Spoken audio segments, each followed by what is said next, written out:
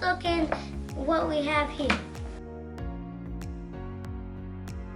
Hey guys, this is our mystery tackle box, and today we're gonna look what's in the box.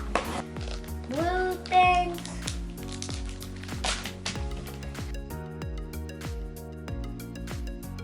This is, if you don't know how to fish, just read it.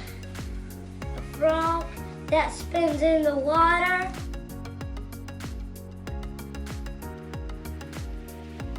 This is a frog that it swims around in the water.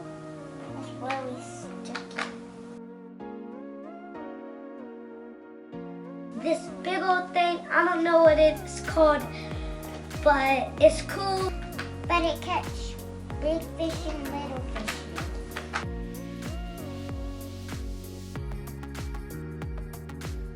Also, we have a sticker that can go on a refrigerator. Thanks for watching, everybody. Thanks for watching. This is our mystery tackle box.